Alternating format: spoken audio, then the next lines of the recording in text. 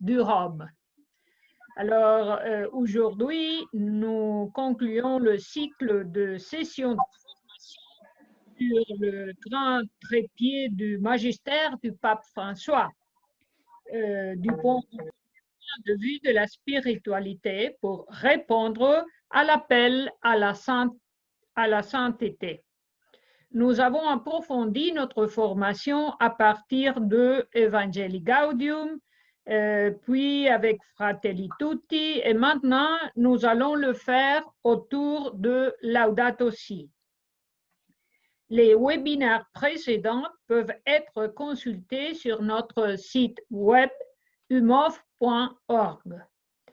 Et ces vidéoconférences sont dédiées aux membres du conseil de l'UMOFC et aux mentants et ouvertes à tous les membres des organisations de l'UMOFC et aussi à toutes les personnes que de n'importe où dans notre maison commune souhaitent nous rejoindre sur Facebook.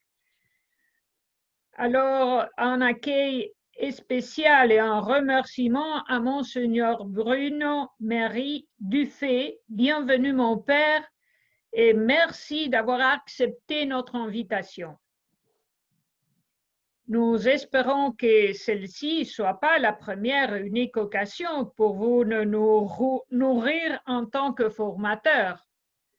Nous avons parlé avec vous de notre organisation, l'UMOFC, et la seule organisation qu'on peut dire, c'est celle que la Saint-Siège a nommée comme organisation internationale des fidèles. Alors, nous sommes un véritable observatoire existentiel des femmes dans le monde, car nous avons 60 organisations de tous les continents. Et en même temps, en temps de pandémie, nous avons presque 8 millions de femmes travaillant à la base, avec un grand amour pour l'Église, pour rendre présent le visage féminin de l'Église dans l'évangélisation et dans les processus de développement humain intégral dans tant de cultures et des régions différentes de la planète. Monseigneur, nous souhaitons être guidés par votre main en tant qu'académique, pasteur et surtout père spirituel, pour comprendre pleinement l'appel urgent de Saint-Père à la conversion écologique. Et comme ça, nous pourrons être à l'auteur du leadership requis dans les agences internationales où nous avons une représentation officielle. Nous sommes une organisation fondée par des femmes visionnaires en 1910 et en même temps transformée à la base nos communautés, pays et cultures où nous sommes. Et aussi, comme une meuf, collaborer étroitement avec l'Église universelle dans la mesure de nos possibilités. Nous nous préparons à cette rencontre avec vous, mon Père, avec notre intelligence et notre cœur ouvert. Je donne maintenant la parole à l'assistant ecclésiastique de l'UMOFC, le Père Gérard Whelan. Father, the floor is yours. Thank you, Maria Leah. Alors, Monseigneur. Merci, Maria Leah. Bienvenue, Monseigneur, encore une fois. Je ne veux pas répéter les mots de bienvenue. Maria Leah a déjà exprimé notre bienvenue, notre état d'âme. Mais simplement, j'aimerais bien dire à Monseigneur Dufay, je voudrais dire quelques mots pour présenter Monseigneur Dufay. Il est le secrétaire du Conseil pontifical pour le développement humain. Et nous avons déjà eu l'opportunité de voir quelle personne le pape François a l'habitude de nommer pour ses charges. Donc, nous le remercions. Nous remercions d'avoir accepté de nous guider aujourd'hui. En 1992, bon, depuis, il est professeur, il a travaillé beaucoup avec les laïcs, il a travaillé dans la formation laïque. Donc, il a mené un travail d'apostolat parmi les laïcs, il a collaboré avec beaucoup de réalités. Il travaille beaucoup également dans le domaine des migrants. Et donc, les domaines sont vraiment très nombreux. Il s'occupe des droits humains. Et le titre aujourd'hui, le titre de notre rencontre est la Laudato Si à la lumière de la conversion intégrale. Mais Monseigneur Dufay parlera de la formation spirituelle. Pour nous, et merci pour ces mots, merci pour cette présentation, merci Marie-Lia, merci Père. Je voudrais dire que je vais parler français, mais j'aimerais bien dire quelques mots en anglais aussi. Je suis vraiment heureux d'être avec vous et de partager ma réflexion sur l'interdépendance et la complémentarité et l'appel à la conversion. Il est vrai que le pape François, je viens de le rencontrer, bon, il pense toujours à cette invitation, à cet appel, l'appel à la conversion pour aller vers l'autre et découvrir et accepter les différences ainsi que les talents et la richesse de chaque homme et de chaque femme. Donc, nous pouvons dire que la parole la plus importante pour commencer notre réflexion est la parole dialogue, le mot dialogue. Nous sommes appelés tous à dialoguer, à donner à l'autre un temps de dialogue. Nous sommes invités à redécouvrir que nous avons besoin les uns des autres. Donc, simplement, je voudrais partager un petit détail de mon histoire personnelle. Je voudrais vous dire que j'ai écrit une thèse doctorale en philosophie et dans ce travail, je parlais d'une femme très célèbre, une philosophe, Arendt.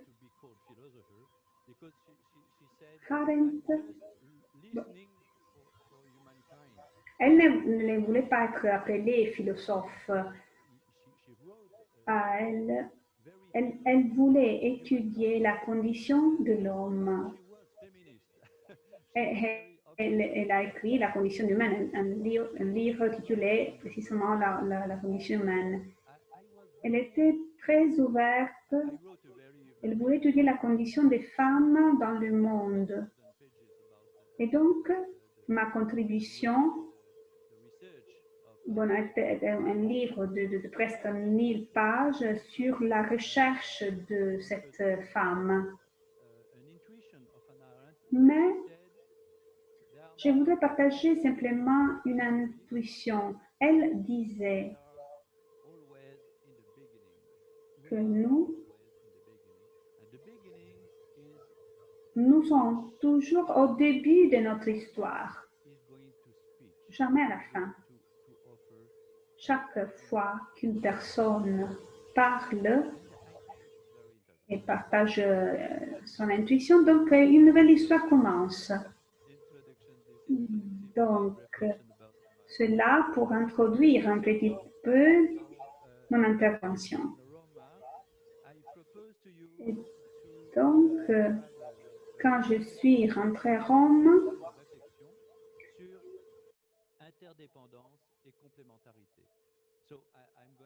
maintenant, je vous propose une réflexion sur l'interdépendance et la complémentarité. Et je vais parler français. Cette réflexion est pour essayer d'alimenter, de donner de la nourriture spirituelle, philosophique et spirituelle, philosophique, théologique et spirituelle à votre réflexion et à votre engagement dans le mouvement international, l'Union mondiale des organisations féminines catholiques. Je voudrais faire une introduction en partant d'une question qui est un défi, et cette question est la suivante. Nous vivons dans un monde de l'interdépendance.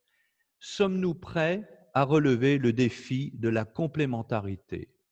Nous vivons un monde de l'interdépendance.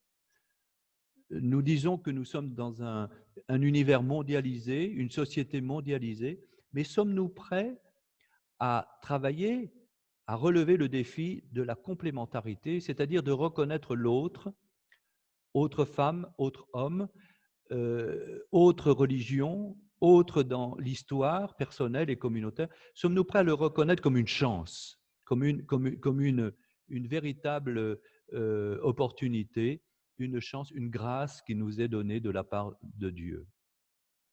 Entre la protection personnelle ou mutuelle et la conviction dont le sens originel veut dire vaincre ensemble, ce que nous vivons actuellement dans la crise sanitaire, dans la pandémie du Covid-19, eh bien, nous invite à réfléchir profondément sur le fait que nous sommes interdépendants, mais que nous avons besoin d'être complémentaires et de nous reconnaître dans la mutualité, mutuellement.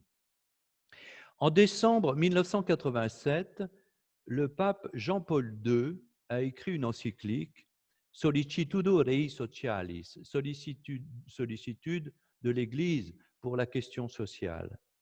Et je cite ce passage du numéro 38 de cette encyclique.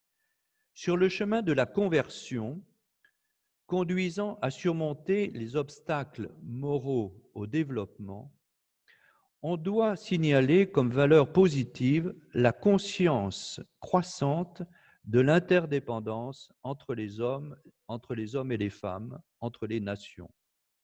Le fait que des hommes et des femmes en diverses parties du monde ressentent comme les concernant personnellement les injustices et les violations des droits de l'homme commises dans des pays lointains où ils n'iront peut-être jamais, c'est un autre signe de cette réalité intériorisée dans la conscience, prenant ainsi une connotation morale. Ainsi, c'est la fin de cette citation, ainsi, selon le pape Jean-Paul II, nous sommes entrés dans un temps de notre histoire humaine où nous sommes sensibles à ce qui se passe là-bas. Le pape François dira quant à lui dans Fratelli Tutti qu'il faut aussi que nous devenions sensibles à ce qui se passe ici. Nous pouvons être parfois très proches de ce qui se passe au loin, mais sommes-nous attentifs à ceux qui sont près de nous? Donc, être proche, être le prochain, être dans l'amitié sociale, dans la fraternité, dans la charité, ce n'est pas simplement s'intéresser à ce qui se passe là-bas. Oui, il faut s'intéresser à ce qui se passe au loin, mais il est important aussi de redécouvrir ceux qui sont tout près de nous, tout à côté de nous. Nous parlons ici de la réalité de l'interdépendance qui est un système de relations intercommunautaires qui s'impose à nous. Et cette interdépendance, dit le pape Jean-Paul II, est devenue une catégorie morale. Quand l'interdépendance est ainsi reconnue, l'attitude spirituelle qu'elle appelle dans l'ordre des relations est ce que le pape Jean-Paul II appelait la solidarité. À l'interdépendance, il faut relier la solidarité. La solidarité qui est cette expression sécularisée de ce que nous appelons, nous, dans notre foi, la fraternité. Donc, nous avons besoin de cette détermination ferme et persévérante de travailler pour le bien commun, c'est-à-dire pour le bien de tous et de chacun, dans la mesure où tous nous avons besoin des autres et tous nous sommes responsables de tous. Une telle détermination est trop souvent entravée par le désir du profit, du seul profit, et de la soif du pouvoir sur l'autre. Ces attitudes négatives, et ce que le pape Jean-Paul II appelait encore les structures de péché, eh bien, ne peuvent être vaincues, avec la grâce de Dieu, que par une attitude opposée à l'individualisme qui se ferme sur lui-même, par le fait de se dépenser, de s'offrir pour l'autre, en étant prêt à se perdre pour l'autre, au sens évangélique du mot « se perdre ». Heureux ceux qui auront perdu leur vie, ceux qui auront donné leur vie, ils la trouveront. C'est-à-dire au sens de servir, au lieu d'opprimer. Servir et non pas opprimer. Servir et non pas instrumentaliser l'autre. Et nous avons là déjà un élément extrêmement important de cette réflexion sur l'interdépendance et la solidarité.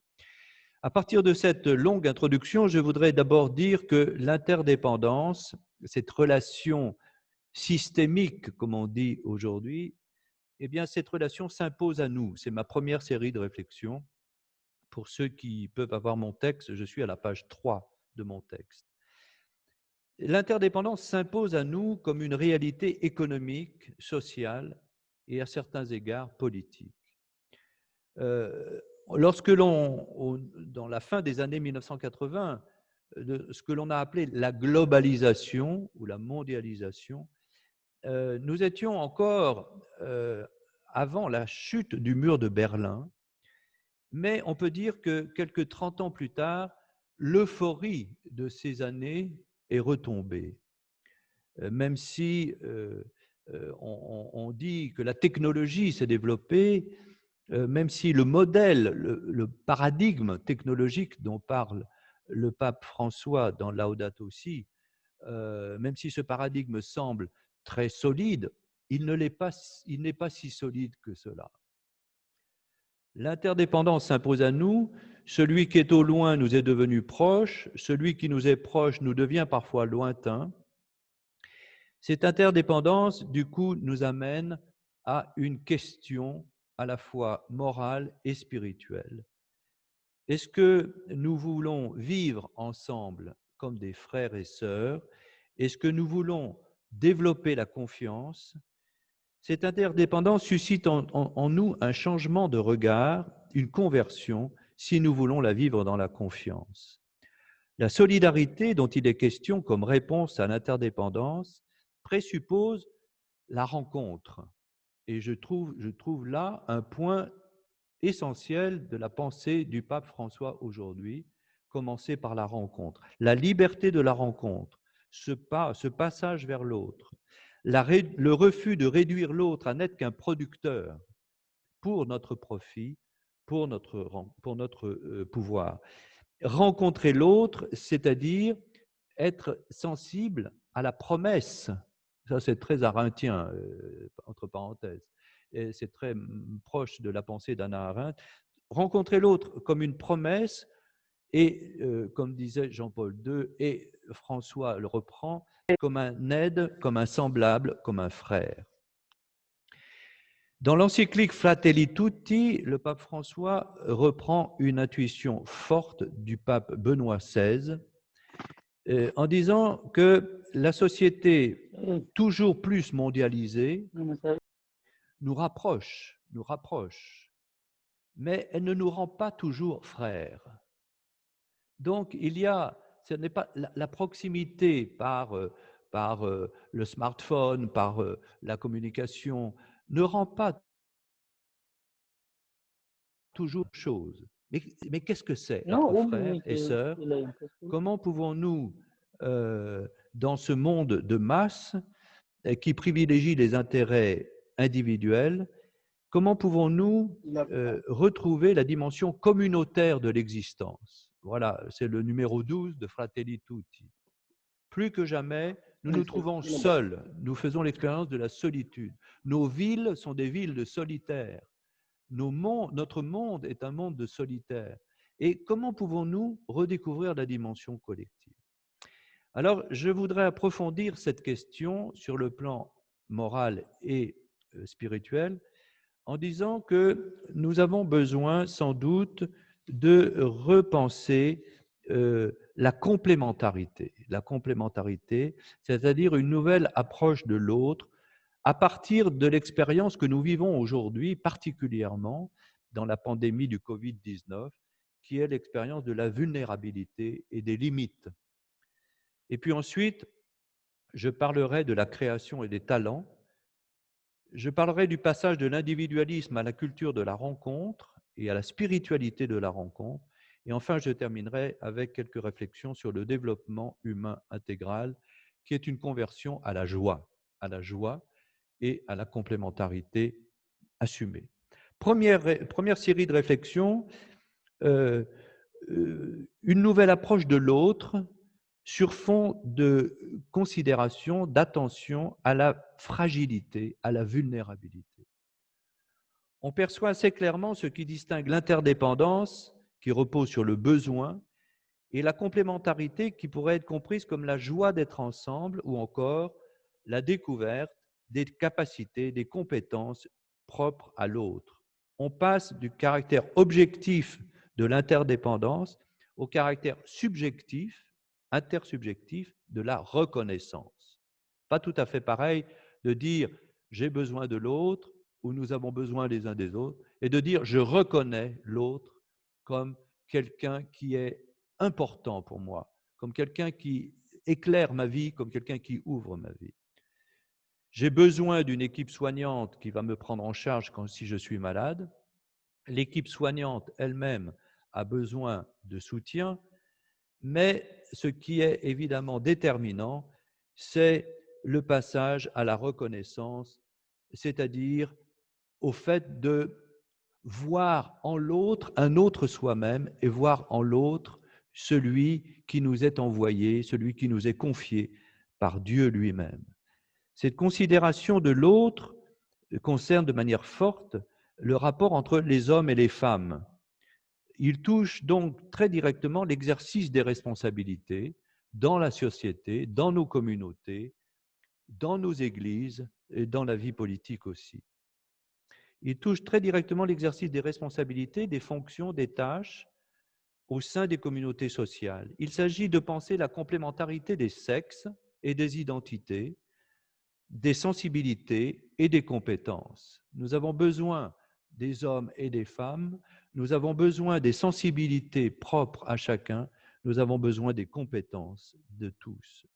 Cela présuppose un regard de considération qui interroge de manière radicale la logique des pouvoirs, la logique du pouvoir. Nous avons besoin de l'autre, non pas seulement matériellement, mais spirituellement. Et cela va bien au-delà d'une seule répartition des activités ou des charges.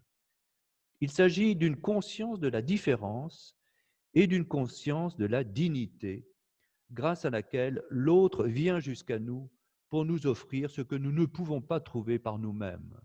Nous avons besoin de l'autre parce que l'autre vient nous apporter quelque chose que nous ne pouvons pas trouver tout seuls. Nous venons à lui, quant à nous, en lui offrant ce qui peut éclairer son attente et qui nous permet de grandir dans la confiance et dans la joie mutuelle, cette découverte mutuelle.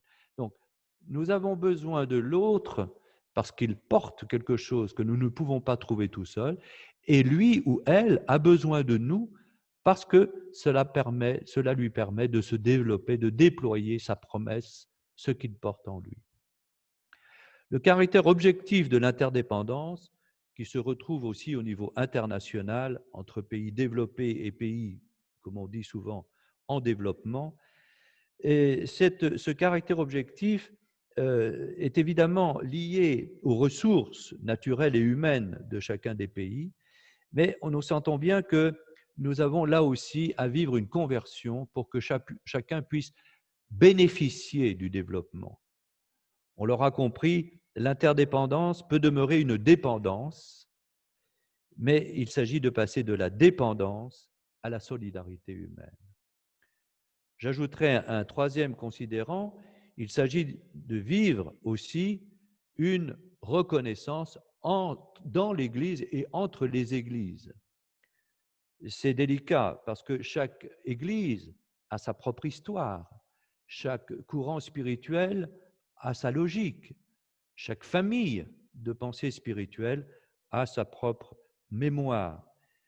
Mais il est clair que nous grandissons aussi dans la démarche œcuménique, c'est-à-dire dans la rencontre des églises. Et d'ailleurs, les premières églises chrétiennes vivaient la rencontre comme une grâce et se retrouvaient, les communautés se retrouvaient en disant une chose très belle d'ailleurs, l'agapé de l'église de Jérusalem salue l'agapé de l'église de Thessalonique. Donc, l'amour que nous avons entre nous, nous vous l'offrons. Et l'amour que vous avez entre vous, nous vous demandons de la partager avec nous. Il importe de comprendre que dans le monde contemporain, dans le monde moderne, post-moderne, nous avons la tentation du repli, de se fermer sur nous-mêmes.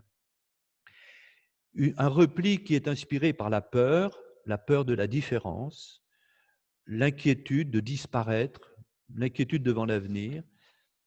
On pourra donc avoir une interdépendance subie ou une complémentarité vécue comme une chance. Même si nous affirmons que nous nous apportons beaucoup les uns aux autres, il faudrait que nous avancions vers l'idée que nous sommes riches ensemble. Nous ne pouvons être riches qu'ensemble. Et que quelqu'un qui est riche tout seul est très pauvre finalement, même s'il a accumulé beaucoup de biens. C'est cette parabole de l'Évangile de celui qui accumule, et finalement on lui dit « Mais mon pauvre ami, cette nuit même, on va te demander ton âme, et tout ce que tu as accumulé, pourquoi et pour qui ?» Et donc, nous sentons bien que la richesse ne peut être qu'une richesse ensemble. Nous sommes riches ensemble et jamais isolément. Mais cela est un défi de faire grandir cela dans notre monde. Ce qui se joue dans le passage de l'interdépendance à la complémentarité, c'est la prise en compte que l'autre est un messager. Un messager. Tu es pour moi un messager, qu'il m'apporte ce que je ne peux pas connaître sans lui, sans elle. Nous avons vécu en France une expérience intéressante en 2013, que nous avons appelé Diaconia 2013, et il s'agissait de donner la parole aux plus pauvres. Et nous avons découvert que les personnes qui sont socialement, économiquement très pauvres avaient un message à apporter, même si elles n'avaient pas toujours les mots pour le dire, et montraient par là que personne n'est pauvre au point de n'avoir rien à offrir. Personne n'est assez pauvre pour n'avoir rien à offrir. Au contraire, quand on a peu, c'est comme la veuve de Sarepta que visite le prophète Élie, quand on a très peu et qu'on offre ce que l'on a, ou quand la veuve met la pièce dans le trésor du temple, Jésus dit, elle a pris sur son nécessaire et elle a mis beaucoup plus, elle a donné beaucoup plus que ceux qui donnaient beaucoup d'argent. Et nous sentons que, de fait, inviter à la table du dialogue des personnes qui ont des approches, des histoires, des sensibilités, parfois des blessures nombreuses, cela demande de la patience, cela demande de l'écoute. La patience de l'écoute est aussi un défi spirituel et c'est un défi pastoral, les deux. Quand on est prêtre dans certains quartiers de ville, Il faut beaucoup de temps et beaucoup de patience pour comprendre ce que l'autre veut nous dire. Quand vous vous arrêtez pour simplement dire quelques mots à quelqu'un qui tend la main dans la rue, il faut du temps et, j'allais dire, il faut une intelligence du cœur, comme on dit en orthodoxie. Ce n'est pas une intelligence seulement de la raison, c'est une intelligence de la sensibilité et du cœur. Le philosophe Paul Ricoeur, philosophe protestant français, dans sa définition de l'éthique, dit « Il s'agit d'être avec et pour l'autre ». Pas simplement pour, mais avec. Pas simplement avec, mais pour. To be with and to be for the other. Et cela, dit-il, a un effet, c'est que quand vous êtes avec l'autre, l'estime que vous offrez à l'autre rejaillit en estime de vous-même. Quand vous offrez de l'estime à l'autre, vous recevez de l'estime. Quand vous offrez avec de la joie, même un regard, simplement un bonjour, et si vous pouvez un peu de moyens pour que l'autre vive mieux, vous recevez de lui quelque chose qui ressemble à la joie et qui vous réconcilie avec vous-même. Interdépendance et complémentarité, besoins mutuels et mutuelle hospitalité sur fond de limites, de fragilité, sur fond de souffrance. C'est tout ce que nous vivons actuellement dans la pandémie Covid-19. C'est exactement ce genre de choses. Nous sentons que nous avons sans doute détruit des écosystèmes, des équilibres de la nature, et du coup les virus cherchent maintenant où habiter. Ils n'ont plus de place dans les insectes parce que nous avons détruit les insectes. Ils n'ont plus de place sur les animaux parce que nous détruisons les animaux. Ils n'ont plus de place dans les arbres parce que nous coupons les arbres. Alors qu'est-ce qu'ils font, les virus? Eh bien, ils viennent chez nous et ils nous demandent l'hospitalité. Excusez-moi l'expression, ça peut paraître provocateur de dire une chose comme ça, mais ils demandent aux hommes, alors, et nous, qu'est-ce qu'on va devenir? Et du coup, ils nous rendent malades.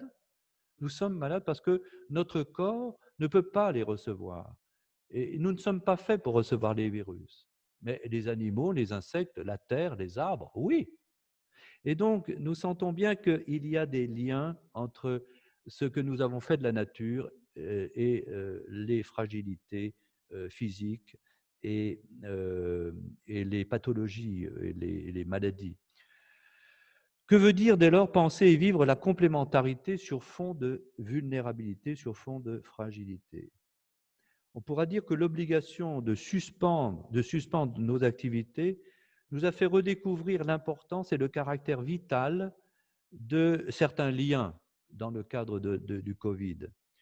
On a découvert qu'on avait besoin de notre voisin, qu'on avait besoin de ceux qui produisent quelques légumes, quelques nourritures, parce qu'il faut bien survivre, et nous avons besoin les uns des autres. Dans une maison que j'ai visitée ici à Rome, il y avait sur l'ascenseur une petite annonce « Je suis au 2e étage, à votre disposition si vous avez besoin ».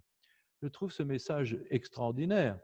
Je suis à votre disposition, je peux vous aider si vous avez besoin. Et cela m'amène évidemment à réfléchir sur les limites. Notre modèle de développement est un modèle où se sont imposés l'illimité, la toute-puissance. Certains peinent à comprendre que nous n'ayons pas encore un vaccin contre l'épidémie. D'autres ont pensé que nous n'avions pas besoin de masques parce que les épidémies appartenaient au passé ou à des pays lointains. Avec cette expérience terrible de l'épidémie, nous redécouvrons la limite et la fragilité, et nous découvrons que nous avons besoin, encore une fois, de cette attention les uns à l'égard des autres. Cela m'amène à une deuxième série de réflexions que j'ai intitulée « Penser la complémentarité comme une chance » ou « La symphonie inachevée de la création et des talents ». Avec ma première série de réflexions sur l'interdépendance et la solidarité, peut-être avez-vous pensé, en écoutant, à la symbolique du corps que développe saint Paul dans la première lettre aux Corinthiens, au chapitre 12. Le corps est un, et pourtant il a plusieurs membres. Mais tous les membres du corps, malgré leurs différences et leur nombre, ne forment qu'un seul corps. Ainsi en est-il du Christ. Le corps du Christ est fait de tous les membres. Et personne ne peut dire « je n'ai pas besoin de toi ». La main ne peut pas dire au pied « je n'ai pas besoin de toi ». Chacun a un rôle. On remarquera que cette réflexion sur la diversité et l'unité entre les membres du corps suit de près dans cette lettre aux Corinthiens la réflexion sur les charismes des personnes. Et cette même réflexion sur le corps sera suivie par ce que nous appelons l'hymne à l'amour ou l'hymne à la charité. Donc nous avons avec saint Paul les charismes, le corps et l'amour. C'est très intéressant, ça. On pourrait faire uniquement une conférence sur ce passage de saint Paul, la diversité des charismes, l'unité du corps dans sa diversité, hommes et femmes, jeunes et anciens, malades et bien portants, intellectuels et manuels, et l'hymne à l'amour, j'aurais beau parler toutes les langues de la terre, si je n'ai pas l'amour, ça ne sert à rien. Voilà. Alors, nous sommes là au cœur de ce qu'on pourrait appeler une théologie de la complémentarité. Une théologie qui va nous aider à penser ce nouveau paradigme dont parle le pape François dans Laudato Si. Nous avons besoin d'un nouveau paradigme, c'est-à-dire d'une nouvelle manière de penser le développement et la solidarité entre les humains. Nous avons pensé le paradigme technologique, nous avons développé la technologie, les outils. Nous avons beaucoup d'outils, des outils de plus en plus perfectionnés, mais est-ce que ça fait grandir l'homme? Si c'est la machine qui décide et non pas nous-mêmes, est-ce que nous grandissons en humanité? Le paradigme nouveau dont nous avons besoin, c'est le paradigme d'une complémentarité entre les humains, entre les habitants du monde, les habitants de la création. Nous devons reconnaître qu'il est parfois difficile de recevoir et de reconnaître les charismes des autres. Nous pensons que nous avons, nous, des talents, mais parfois, nous avons de la peine à reconnaître les talents des autres, des frères et sœurs, comme un don de l'esprit. Parce que parfois, l'autre nous fait de l'ombre, ou parfois l'autre est pénible, parce qu'il a un tempérament pénible. Alors nous disons, je verrai plus tard avec lui ou avec elle. Cette reconnaissance des charismes interroge radicalement le pouvoir et aussi l'individualisme, c'est-à-dire ce centrage sur nous-mêmes, cet auto-centrage. Et nous sentons bien que, du coup, il y a deux manières de vivre ensemble. La manière individualiste, je, I, yo, ou bien oui, nosotros. Et dans Fratelli Tutti, le pape François dit, comment est-ce que nous pouvons passer du jeu qui est auto-centré, centré sur lui-même, moi, je, à un nouveau nous, un nuevo noi, un nuevo nosotros. ¿Cómo es posible pensar nosotros hoy? Et ceci est très intéressant. On a sur ce point à s'apprendre mutuellement le nous, hommes et femmes, mais aussi communauté, groupe. Et il est évidemment déterminant de reconnaître que chaque communauté a un charisme, quelque chose à offrir. Et ceci est intéressant parce que sur le plan spirituel, cela nous permet de relire d'une manière nouvelle le texte de la création, de la Genèse. Comme vous le savez, le chapitre 2 de Laudato Si est consacré à ce qu'on appelle l'évangile de la création. Mais c'est fondamentalement une réflexion sur la Genèse et sur l'acte créateur et l'articulation entre le chapitre 1 de la Genèse où Dieu crée, où Dieu appelle à la vie, et chapitre 2 où il nous confie le jardin, où il nous dit il faudra prendre soin du jardin. Eh bien, ceci nous permet de lire attentivement, et c'est une belle nourriture spirituelle à faire, une approche contemplative de la création et du vivant. Certains diront, mais la contemplation, qu'est-ce que ça produit, la contemplation? Parce que nous sommes dans la logique de la production, toujours. Et en fait, la contemplation est très importante aujourd'hui. Et ce n'est pas une inaction, la contemplation. C'est un chemin intérieur, c'est un chemin de conversion intérieure. Évidemment, plus exigeante que simplement une analyse, la conversion, les récits de création et la contemplation à l'égard de la création va nous amener à être sensibles aux ressources des hommes et des femmes, des anciens comme des nouveaux, et surtout, à penser ce que l'on appelle dans la Laudato Si l'écologie intégrale, c'est-à-dire le fait que nous sommes dans une articulation, dans un lien les uns et les autres entre créatures avec le Créateur. Je cite le numéro 66 de Laudato Si. Les récits de la création dans le livre de la Genèse contiennent, dans un langage symbolique et narratif, de profonds enseignements sur l'existence humaine et sur la réalité historique. Ces vérités suggèrent que l'existence humaine repose sur 3 relations fondamentalement liées: la relation à Dieu, la relation avec le prochain et la relation avec la terre.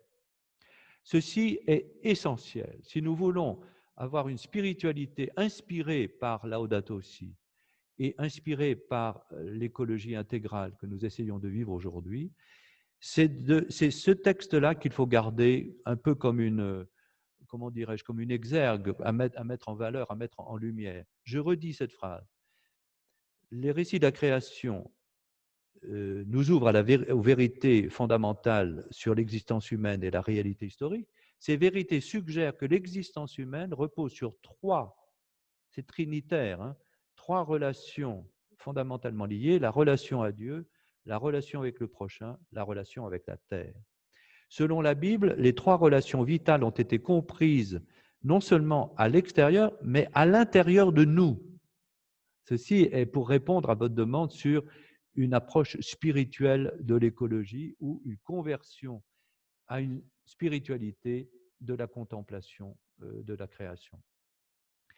La relation n'est pas simplement extérieure, elle est intérieure. À l'intérieur de nous, il y a le Créateur, l'autre et la terre. Nous sommes de la terre, nous sommes de Dieu et nous sommes avec l'autre. La mise en perspective qui vient ensuite des 2 premiers chapitres du livre de la Genèse donne à la vocation et à l'activité humaine sa signification à la fois morale et spirituelle. Je cite le numéro 67 de Laudato Si.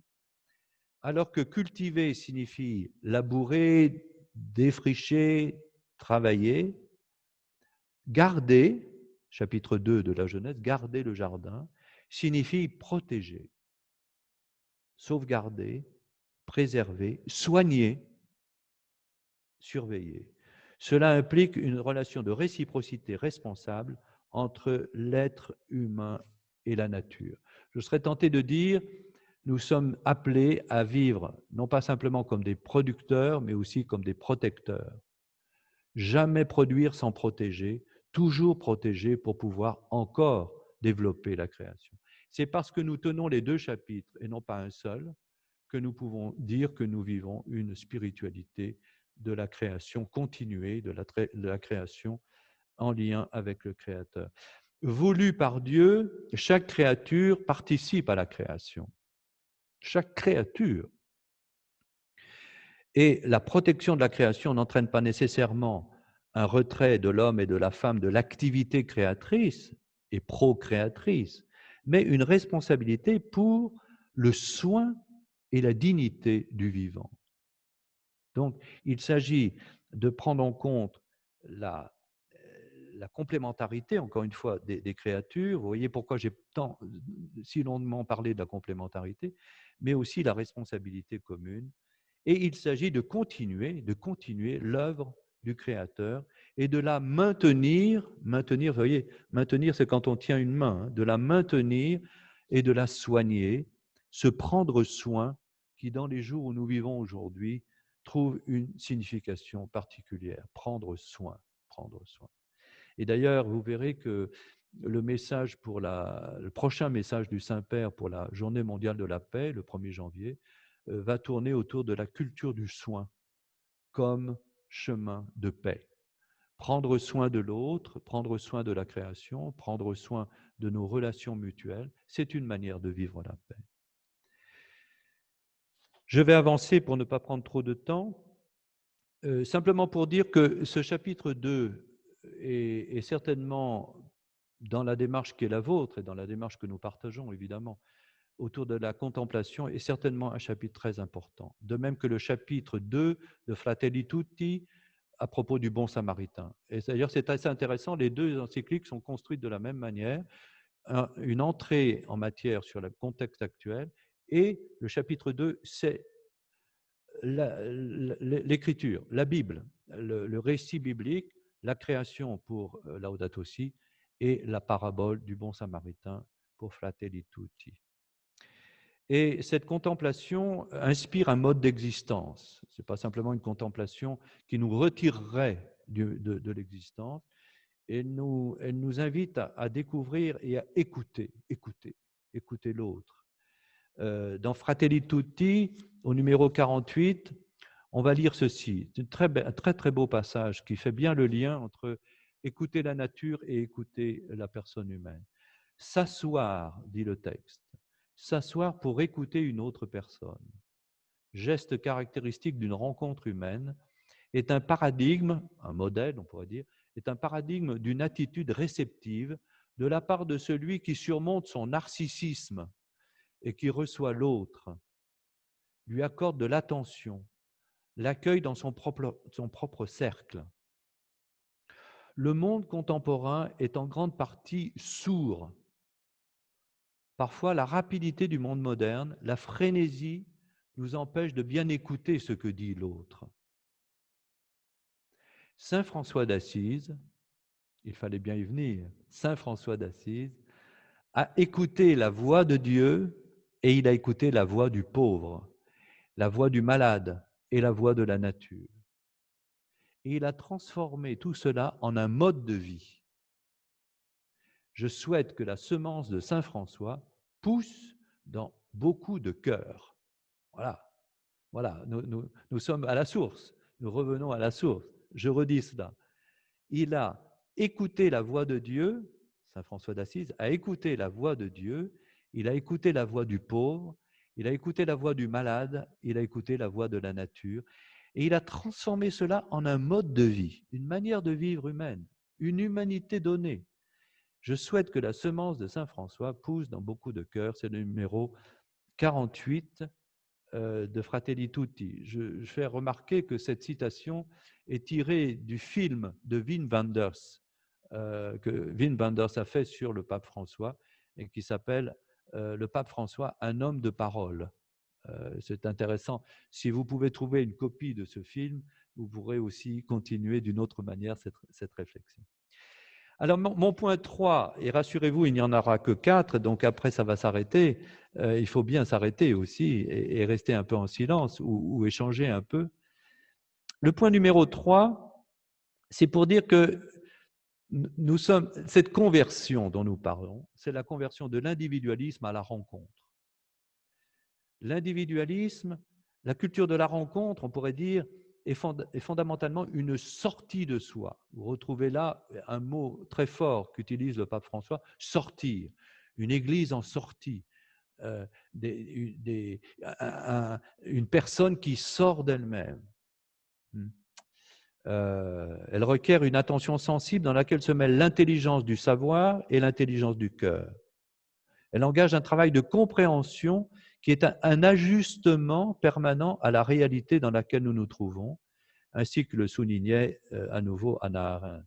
Comprendre, c'est en effet s'ajuster à l'autre et revisiter comme en retour notre propre mémoire. Il ne s'agit pas d'oublier qui nous sommes en rencontrant l'autre. L'autre nous apporte quelque chose, nous fait découvrir quelque chose, et il nous fait nous redécouvrir nous-mêmes.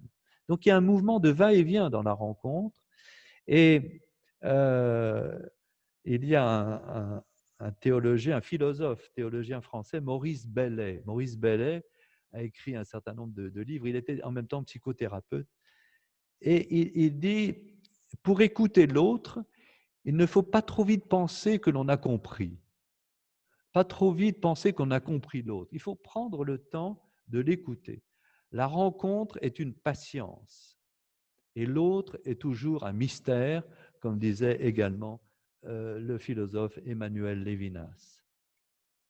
J'ai été très touché pour ma part lorsque nous avons fait les premières rencontres avant le synode sur l'Amazonie. Nous avons reçu une délégation de jeunes d'Amazonie. Et un des jeunes m'a dit à un moment, « Vous parlez beaucoup, chez nous, on commence par le silence. » Alors j'ai été très étonné par cette expression, « Chez nous, on commence par le silence. » Je lui ai dit, « Mais explique-moi un peu. Tu puedes explicarlo un poco, porque no entiendo bien. Je ne comprends pas vraiment ce que tu veux dire. » Et il me dit, « Chez nous, commencer par le silence, c'est écouter la nature, écouter le vent, écouter les arbres, écouter les oiseaux, écouter ceux qui habitent dans la forêt, les cris, les chants. Et en commençant par ce silence, on entend la terre, on entend vibrer la terre et on entend vibrer l'autre. » Parler de rencontre dans notre réflexion sur la complémentarité, c'est s'inscrire dans un temps, plus exactement dans une temporalité bienveillante et patiente. Et ça, c'est révolutionnaire. La patience est révolutionnaire. Non pas pour être d'accord nécessairement avec tout ce que dit l'autre, mais pour accueillir le moment favorable de notre co-humanité, de notre communauté. Nous croisons ici certaines réflexions de la première exhortation du pape François, Evangelii Gaudium, lorsqu'il dit « Le temps est supérieur à l'espace, la réalité, c'est-à-dire la personne concrète, est plus importante que l'idée. » Il s'agit moins d'organiser ou de gérer nos groupes que d'ouvrir des chemins et de se tenir à la croisée des chemins, Il s'agit moins d'affirmer une idée, même si c'est une très belle idée, que de prendre le temps de s'asseoir avec quelqu'un. J'insiste pour préciser que la rencontre n'est pas la confusion, mais le dialogue. L'exigence du dialogue consiste à permettre que la parole, le logos, la parole, ait un lieu et un temps. Le pape Benoît XVI aimait à dire que le logos qui vient de Dieu fait de nous des êtres en dialogos. Nous sommes des êtres du dialogos, c'est-à-dire de l'échange de la parole. Dans l'écologie intégrale, le dialogue est au cœur. Et d'ailleurs, Laudato Si invite, et Fratelli Tutti aussi, les deux encycliques s'ouvrent sur la nécessité d'apprendre à dialoguer aujourd'hui. Dialoguer entre scientifiques et religieux, entre riches et pauvres, entre vieux et jeunes. Au moment du synode sur les jeunes, il y a une belle parabole qui a été racontée par des délégations qui venaient des îles du Pacifique et qui disaient « Les jeunes et les vieux sont dans la même pirogue, dans le même bateau. Les jeunes sont devant et ils rament parce qu'ils ont la force, et les vieux sont derrière et ils montrent le chemin. » Et ça, c'est très intéressant. Les jeunes ont la force physique, mais ils découvrent, ils ont besoin de découvrir. Mais les vieux sont derrière, dans le même bateau, dans la même pirogue, et il dit « Attention, là, tu as un caillou, là, tu dois tourner, là, tu peux avancer. » Et donc, nous avons besoin de la force et de la mémoire. Se rapprocher, s'écouter, se regarder, se connaître, essayer de comprendre, Voilà les points de contact, voilà les points d'enracinement dans lesquels se résume le verbe dialoguer. Pour nous rencontrer, pour nous entraider, nous avons besoin de dialoguer. 198 de Fratelli Tutti. Alors je termine avec une quatrième et dernière réflexion, plus rapide que les autres. Je pense que lorsque dans notre dicaster nous parlons du développement humain intégral, et chaque fois que je pars en mission en Amérique latine, en Afrique, en Europe aussi, lorsque je parle du développement humain intégral, je m'aperçois que je parle toujours d'une conversion à la complémentarité, donc complémentarité, rencontre et joie. Et parce que tout cela, ça donne de la joie. La rencontre, quand elle est vécue vraiment positivement, est source de joie. Nous souvenons du chapitre 2 du livre des Actes des Apôtres, 2 chapitre verset 42. Ils se montrèrent assidus à l'enseignement des apôtres, fidèles à la communion fraternelle, à la fraction du pain et aux prières, et les croyants mettaient tout en commun. 2 chapitre 42, pardon, Actes des Apôtres, chapitre 2, versets 42 à 44. Pensez à partir de l'écologie intégrale, le développement humain intégral souligne que nous sommes solidaires, objectivement solidaires, et que cette complémentarité appelle chacun à vivre sa vocation à partir de la mémoire du pain partagé, de la parole et du pain partagé. J'insiste sur ces deux points parce que on ne peut pas faire une spiritualité de la rencontre et une spiritualité inspirée de Laudato Si sans évoquer la parole, la rencontre et la parole, et aussi le pain et le vin partagé qui deviennent le corps et le sang du Christ dans l'Eucharistie. Faites ceci en mémoire de moi. Chaque fois que vous partagerez le pain, le vin, en mémoire de moi, je serai avec vous et vous serez mon corps. Humain, dans développement humain, veut dire développer toutes les dimensions de la personne humaine. Toutes les dimensions de la personne humaine. Pas simplement la dimension économique, mais aussi la dimension culturelle, l'éducation, la culture, la citoyenneté, la vie politique, et évidemment ce qui est de l'ordre de ce que j'appellerais la vie spirituelle et mystique. Nous avons besoin de développer cela. Et j'aime cette expression d'un de mes amis qui maintenant est décédé, un Français, qui disait « Quand une dimension de la personne humaine n'est pas honorée, n'est pas considérée, il y a une révolution qui est en train de se faire. » C'est-à-dire quand, par exemple, la dimension politique ou la dimension religieuse n'est pas respectée, il va se passer quelque chose. Il va se passer quelque chose. Et nous voyons, par exemple, dans les révoltes sociales, que ce soit en Europe, que ce soit au Liban, que ce soit à Bagdad, que ce soit à Santiago du Chili, chaque fois qu'il y a une révolte, que les gens sont dans la rue et disent qu'ils ne peuvent plus vivre dignement, cette dimension sociale révèle aussi un développement déséquilibré, quelque chose qui ne marche pas bien. Et la dimension spirituelle fait partie aussi du développement. Elle n'est pas une dimension hors du développement. Il y a évidemment une dimension spirituelle du développement. Intégral, donc humain et intégral, disons-nous, intégral veut dire en harmonie, une harmonie avec la création, la terre, l'environnement, les autres et nous-mêmes. C'est un enjeu majeur de parvenir à penser, par exemple, la santé, penser une santé intégrale, pas simplement une santé d'un organe. Nous avons appris à prendre un médicament quand nous avons mal à la tête ou mal aux pieds ou mal aux jambes ou mal à l'estomac. Non, c'est la santé intégrale. C'est la personne dans son intégralité qu'il importe de soigner. Je suis fils, moi, de quelqu'un qui était herboriste, qui soignait les gens avec des herbes. Ma mère soignait les gens avec des plantes et des herbes. Elle me disait, mais il faut soigner la personne tout entière, pas simplement corriger un dysfonctionnement. Non, soigner la personne tout entière. Intégral, c'est cette harmonie. Harmonie avec la création, harmonie avec les autres, harmonie avec soi-même. Un enjeu tout aussi essentiel pour penser la paix et évidemment pour dépasser les conflits.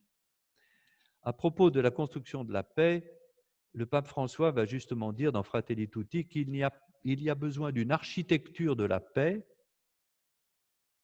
mais il y a besoin aussi d'un artisanat de la paix.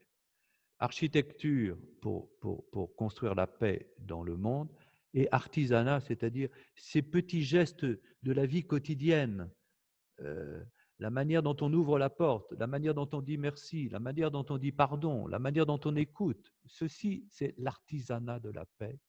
Et c'est cela qui construit une spiritualité en acte. Je termine avec peut-être la proposition d'un petit dessin que vous pourriez faire sur votre papier si vous avez un papier. C'est comme une boussole, just like a compass with four points, north, south, east, west. Au nord, je mettrai la référence au Créateur, Dieu créateur et la création. Et à cette symphonie de la création, cette symphonie qui est inachevée, comme on dit avec la symphonie inachevée d'Hector Berlioz. Hein. Elle est inachevée, la création. Et nous avons à continuer, à continuer. Donc, sur mon or, je mets la référence à la création et la joie d'avoir cette référence à la création. Au sud, je mets la rencontre des frères et des sœurs. Dieu au nord, l'autre au sud. Et je fais un petit signe entre les deux, un premier axe. Et puis mon deuxième axe, l'axe horizontal, c'est pour évoquer la mémoire et l'interdépendance communautaire, de la communauté, et de l'autre côté, l'espérance, l'espoir, l'avenir. Alors, si vous avez tracé ces 4 points, Dieu créateur, je crois en Dieu, créateur du ciel et de la terre. Nous commençons par cela. Hein. Je crois en Dieu, créateur du ciel. On peut écrire ça. Je crois en Dieu, créateur du ciel et de la terre. Et en dessous, au sud de ma boussole, vous écrivez « Je suis heureux de rencontrer l'autre » ou « Je suis heureux de découvrir en l'autre un message, une promesse, une bonne nouvelle, la bonne nouvelle de l'autre, je dirais, quelque chose comme ça. » Et puis, sur votre ligne horizontale, ça c'est la ligne verticale, sur la ligne horizontale, vous mettez la mémoire communautaire, la solidarité, merci à mon père et à ma mère, merci aux anciens pour tout ce qu'ils nous ont donné. Et de l'autre côté, vous mettez l'espérance, l'espoir. Demain, nous sommes là pour offrir à notre tour la vie et pour offrir l'espoir et la joie à ceux qui continueront le chemin. Je termine en disant, on pourra se demander pourquoi cette thématique de la complémentarité, pourquoi cette rencontre, pourquoi ce dialogue, pourquoi est-ce que c'est aussi important pour aujourd'hui? Et pourquoi est-ce que c'est aussi central dans la visée chrétienne, dans la tradition qui est la nôtre?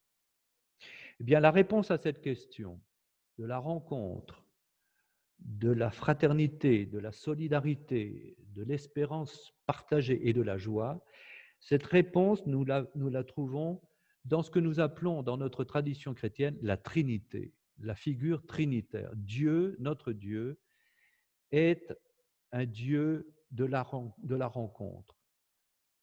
Jésus dit, tout ce que j'ai appris de mon Père, je vous l'ai fait connaître. Et Jésus dit encore, je vous enverrai un Esprit Saint, je vous enverrai un consolateur, un avocat, qui vous dira ce qu'il convient de faire. Eh bien, vous avez avec cette triade, cette trinité, ces triangles, cette relation permanente d'amour, c'est une relation d'amour et de confiance entre les trois, entre le Père, le Fils et l'Esprit, la réponse et la perspective qui donne sens à toute cette conversion spirituelle, à un nouveau rapport à la création, un nouveau rapport à l'autre et un nouveau rapport de confiance en soi-même. Je termine simplement avec cette dernière citation au numéro 239 et 240 de Laudato Si. Pour les chrétiens, croire en un Dieu qui est un et communion trinitaire incite à penser que toute la réalité porte en son sein une marque proprement trinitaire. Dieu, Trinité, disait, on trouve ça chez Saint Justin déjà, hein, et chez Tertullien, les premiers pères de l'Église, a marqué sa créature du signe de la Trinité. Nous sommes trois. Nous sommes toujours marqués par cette Trinité de Dieu. Incite à penser que toute la réalité, c'est-à-dire la nature, la communauté humaine et chacun de nous, porte en son sein une marque proprement trinitaire. Les personnes divines sont des relations entre elles, subsistantes. Et le monde créé par le modèle divin est un tissu de relations. Les créatures tendent vers Dieu. C'est Teilhard de Chardin, ça. Hein. Les créatures tendent vers Dieu et c'est le propre de tout être vivant de tendre à son tour vers autre chose. De telle manière qu'au sein de l'univers, nous pouvons trouver d'innombrables relations constantes qui s'entrelacent mutuellement, secrètement. Cela nous invite non seulement à admirer les connexions multiples qui existent entre les créatures, mais aussi à découvrir une clé de notre propre épanouissement. Tout est lié, et cela nous invite à mûrir une spiritualité de la solidarité globale, une solidarité entre tous les vivants, qui jaillit du mystère de la Trinité de Dieu. Voilà. Eh bien, voilà, je termine avec ça parce que je crois qu'on ne peut pas ajouter d'autre chose. Notre contemplation de Dieu, Père, Père de la miséricorde, Père, source de la création et de l'amour, de notre Dieu Fils, Frère, Jésus, qui est au milieu de nous et qui se donne à nous, et de cet esprit qui nous inspire, qui nous donne ce qui est le meilleur pour l'instant à offrir à nos frères et sœurs, eh bien cette référence à la Trinité nous permet de comprendre ce que c'est que l'écologie intégrale comme harmonie entre toutes les créatures qui toutes portent le signe de la Trinité, comme chaque personne, homme, femme, enfant, personne âgée, porte en lui le signe de la Trinité, qui est en même temps le signe de l'amour infini de Dieu. Voilà ce que je voulais vous offrir comme réflexion. Pardon, j'ai dû dépasser de beaucoup le temps que j'avais annoncé. J'espère que vous ne m'avez pas abandonné en cours de route. mais si vous avez pris quelques petites choses pour votre réflexion, j'en suis pour ma part très heureux et je sais qu'il y a en vous et entre vous encore beaucoup de choses qui sont tout aussi belles, bien plus belles que ce que j'ai pu vous offrir aujourd'hui. Merci pour votre attention.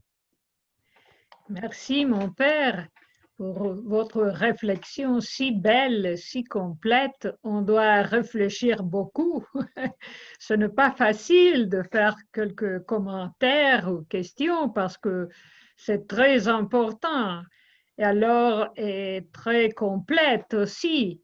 Et je pense que peut-être il y a quelqu'une qui peut écrire dans les chats, qui peut mettre une question ou lever la main virtuellement, ou peut-être les personnes qui sont sur Facebook, ils veulent demander ou commenter quelque chose.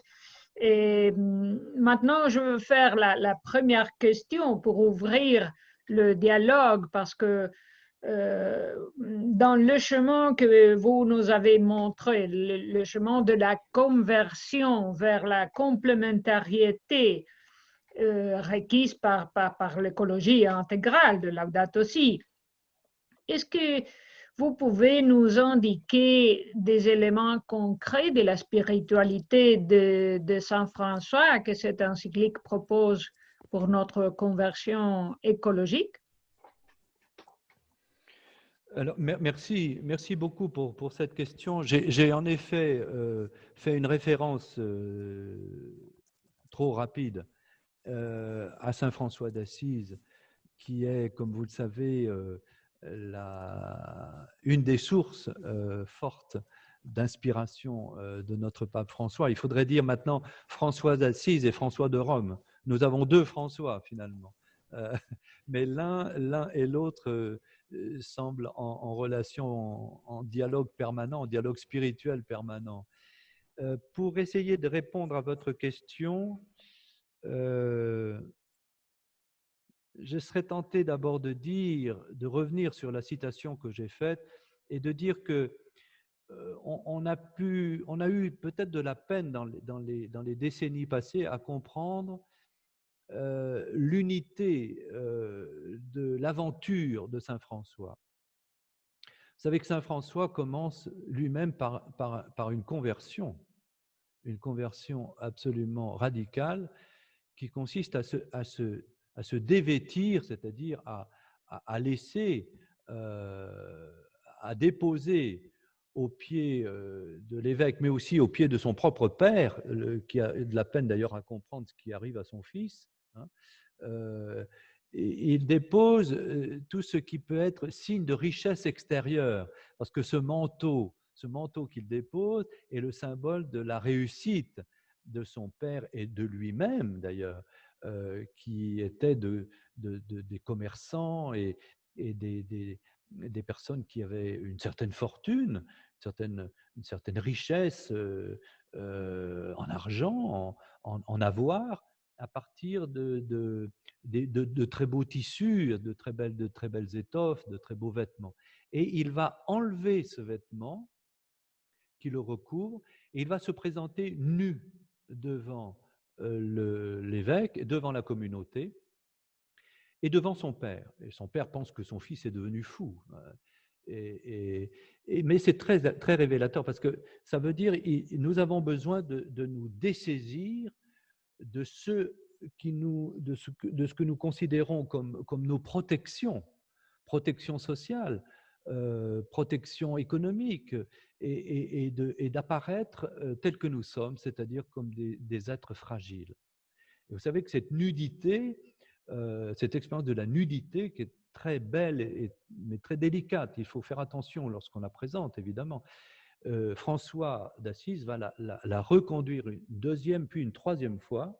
Une deuxième fois, c'est au moment où il accompagne un de ses frères dans la prédication et il lui dit « Tu veux prêcher, tu veux parler, eh bien fais comme moi ». Et à ce moment-là, il se met nu devant la communauté pour montrer que ce n'est pas lui il ne va pas s'annoncer lui-même, il n'est là que l'instrument de la parole de Dieu dans sa fragilité, dans sa vulnérabilité, dans son humanité. Et puis la troisième fois, c'est au moment de sa mort, où il demande à ses frères de le laisser nu, dans la nudité. Alors, nous n'allons pas nous mettre à nu devant les personnes, ce serait sans doute très, très malvenu et très, très, très déplacé. Mais il nous faut comprendre le sens le sens profond, la symbolique de cette expression. Être nu, ça veut dire se décharger de tout ce qui est apparence, de tout ce qui est protection marquée socialement, de tout avoir et de tout pouvoir, À partir de là, ce qui est évidemment très intéressant par rapport à votre question, qui peut nous emmener très loin sur la pensée de Saint François, c'est sa relation de proximité avec la parole de Dieu, avec la nature et avec la pauvreté. Donc les trois dimensions vont constituer, on pourrait dire, l'inspiration et le mouvement même de la spiritualité de François. Dieu, donc c'est cette expérience de la prière quasi permanente et puis de la louange, pas simplement de la prière de demande, de la louange, avec ce cantique des créatures, avec la demande pour être bien connu aussi, pour être artisan de paix, pour être un homme de paix. Donc la relation à Dieu, la relation à la nature, qu'on a souvent un petit peu caricaturée, mais la relation à la nature avait quelque chose d'essentiel pour François.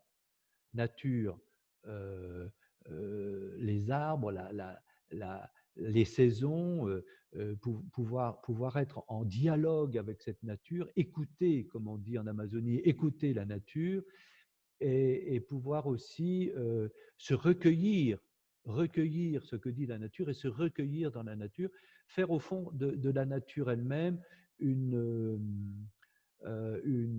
lieu de recueillement, un sanctuaire. Hein. Et puis enfin, l'homme pauvre, le lépreux, c'est cette fameuse cette déclaration d'amour aux plus pauvres. Je crois qu'il faut dire ça, comme une déclaration d'amour, c'est-à-dire, si j'ai quelque chose à te dire, je n'ai pas grand-chose à partager avec toi matériellement, mais ce que j'ai à te dire, c'est que nous sommes frères. Nous sommes frères. Alors ça, c'est très important, cette triade. On retrouve encore une dimension trinitaire ou triadique, la proximité et l'intimité avec Dieu, l'intimité avec la nature, l'intimité avec le plus pauvre, qui évidemment inspire très fortement aujourd'hui notre conversion écologique et notre conversion à une écologie intégrale. L'autre chose, ou la troisième chose, après la nudité, après cette proximité avec l'altérité, toute cette altérité, c'est la communauté, la fraternité. Alors, je crois que ceci est absolument déterminant pour pouvoir tenir bon dans ce chemin de conversion. Nous avons besoin d'une fraternité. Une fraternité, c'est pas forcément une grande fraternité et ça n'est pas forcément une grande organisation. Je crois qu'au tout début, les communautés de François étaient de petites communautés, sans beaucoup de moyens, sans beaucoup comment dirais-je, de richesse, évidemment. Alors après, s'est développé le franciscanisme, c'est autre chose, l'ordre des frères mineurs ou l'ordre de Saint-François. Mais fraternité, c'est lorsque 2 ou 3 sont réunis en mon nom, je suis avec eux. Ça c'est absolument déterminant dans la pensée de François. Et puis, enfin, cette ouverture de l'esprit à la différence. Vous savez que dans un des éléments qui a inspiré Fratelli Tutti, c'est la rencontre du pape François avec le grand imam d'Abu Dhabi, et qui a donné lieu à cette déclaration pour la fraternité. Très, très beau texte que j'ai eu la chance de proposer en Afrique, donc à Abidjan, lors d'un séminaire. Nous l'avons lu à la cathédrale et à la mosquée. Et c'est un évêque qui l'a lu à la mosquée et un imam musulman qui l'a lu à la cathédrale, ce qui est évidemment tout à fait dans l'esprit de ce texte. Mais, pour répondre à votre question, une des inspirations du pape François, c'est la rencontre de Saint François d'Assise avec le sultan, qui à l'époque a dû être un geste considéré comme complètement révolutionnaire, pour montrer que nous ne pouvons pas continuer à être dans le mépris mutuel ou dans la guerre mutuelle ou dans l'absence de considération entre croyants, en particulier entre croyants, mais entre hommes et femmes. Non, ça n'est pas possible. Le sultan est un frère. Et du coup, j'imagine que le sultan a été évidemment surpris de voir arriver Saint François d'Assise, de même que certains sont surpris de voir que le pape François propose une considération de réciprocité respectueuse entre musulmans et chrétiens. Et en même temps, on sent bien qu'on est là à une charnière, à un élément clé du message de l'évangile de Jésus, qui lui aussi va s'intéresser aux Samaritains. C'était provocateur de raconter l'histoire du bon Samaritain. Parce que le Samaritain chez les Juifs, c'était le méchant migrant. C'était le méchant migrant qui vient manger le pain des Français, ou le pain des Européens, ou le pain des Américains. Donc, on sent bien que cette considération de l'autre nous fait bouger sur nos points de repère, nous fait bouger, non pas encore une fois pour dire que tout va bien et que nous sommes dans une totale communion de pensée. Non, nous ne sommes pas forcément en communion de pensée, mais nous sommes dans la rencontre. Et cette rencontre est absolument déterminante la révélation telle que nous la vivons, telle que nous la célébrons, telle que nous essayons de la transmettre de génération en génération. Donc je crois que j'avais mis de côté, j'ai envie de vous l'offrir là tout de suite, un petit extrait de Saint François dans la première règle, chapitre 22. Il dit dans la sainte charité qu'est Dieu, je prie tous mes frères d'écarter le mieux qu'ils pourront tout empêchement de mettre de côté tout souci et toute préoccupation pour servir, aimer, honorer et adorer le Seigneur d'un cœur purifié et d'un esprit sans partage. C'est un texte très beau. Au fond, en un mot, on pourrait dire que la proposition spirituelle de saint François d'Assise, c'est une liberté, une très grande liberté intérieure, qui commence par cette nudité et qui finit par la rencontre avec des personnes pour lesquelles on n'avait pas pensé qu'on allait vivre la rencontre, et pour servir, aimer, honorer et adorer le Seigneur Dieu d'un cœur purifié et d'un esprit sans partage, c'est-à-dire volontiers et dans la joie. C'est ce que le Seigneur lui-même désire par-dessus tout. Faisons-lui toujours en nous une habitation et une demeure. À lui, le Seigneur Tout-Puissant, Père, Fils et Saint-Esprit, il nous dit, vous veillerez en tout temps dans la prière, et lorsque vous vous tiendrez en prière, vous direz, notre Père qui es aux cieux. Adorons-le donc sans partage, car il faut prier sans se lasser. Et j'aime ajouter que la dimension de la prière n'est pas séparée de la dimension de la fraternité. On pourrait presque dire à la manière de saint Paul, quoi que vous fassiez, si vous le faites avec des frères et pour les frères, si vous priez avec et pour les frères, tout est bon. Tout est bon pour vous, que ce soit pour Dieu, à la louange de la gloire de Dieu.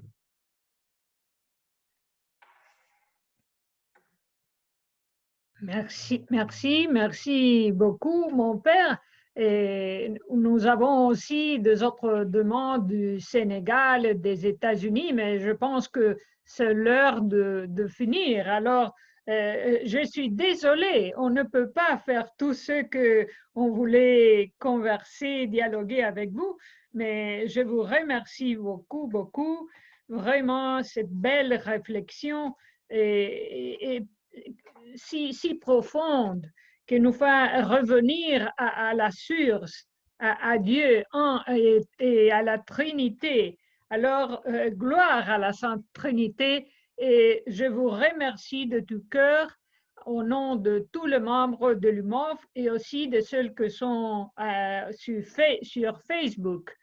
Et je pense que aussi notre père Gérard Whelan peut-être veut vous dire quelque chose. Et maintenant, je dis merci.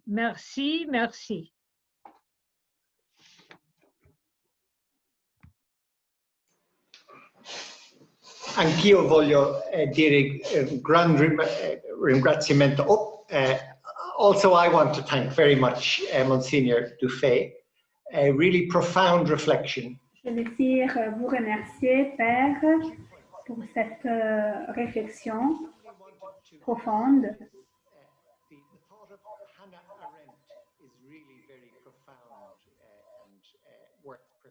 Je pense que si quelqu'un désire approfondir le thème, je peux essayer de lire le texte de Hannah Arendt.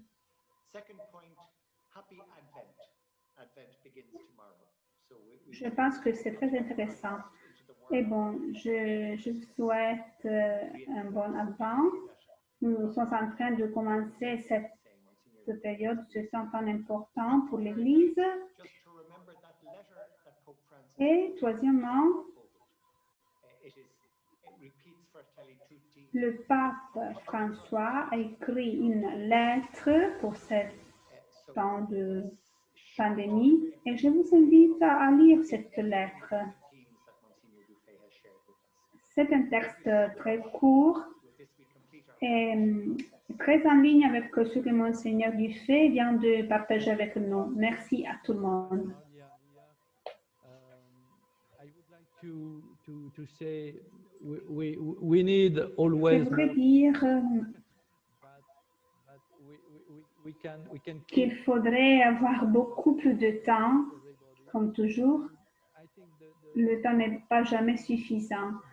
go on J'aimerais, and to go on together. mais la chose la plus importante est d'aller de l'avant, d'avancer.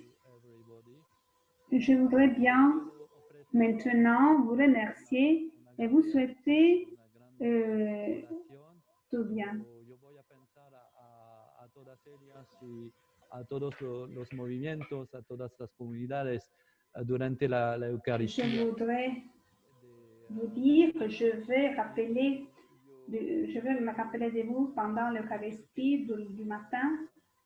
Yo pienso que es muy Je pense la qu'il est reflexión, très important de continuer à réfléchir, continuer à partager notre a expérience vivir el encuentro con et vivre una la alegría rencontre compartida. comme une joie Yo pienso partagée. de mis misiones, Je pense, Colombia, Chile, après mon expérience en Brasil, Amérique latine, au Brésil, etc., en España también, en Amérique latine, mais en Espagne aussi, necesitamos nous avons besoin de vivre y actuar et nous avons besoin de mettre en pratique, de vivre cette conversion a todos y a todas. et d'offrir à tout le monde Animo de une parole porque qui necesitamos puisse encourager, donner de la force intérieure. actualmente en Maintenant,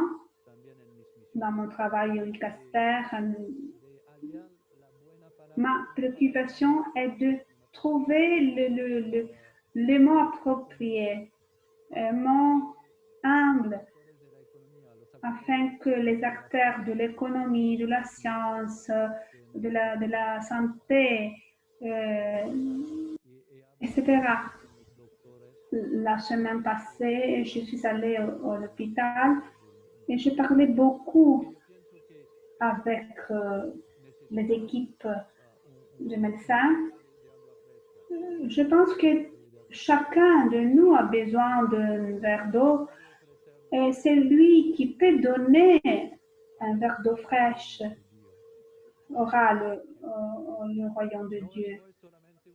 Il ne s'agit pas seulement de réfléchir. Oui, nous devons réfléchir, évidemment, mais nous devons offrir, donner même un verre d'eau fraîche. Donc, il faut passer à l'espérance. C'est le mystère de la résurrection, le mystère de la vie nouvelle en Christ. Donc,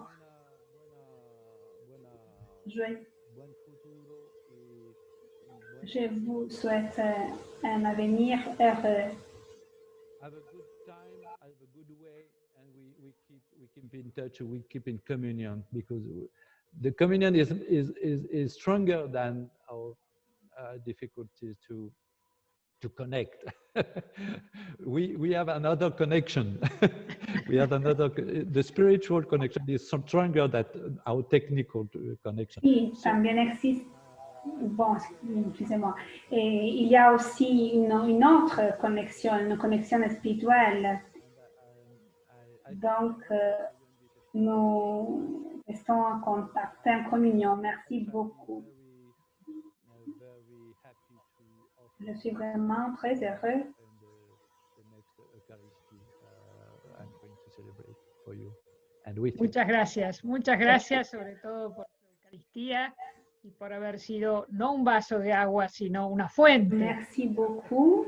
Vous avez été pas seulement un verre d'eau fraîche, mais une grâce, une réelle grâce.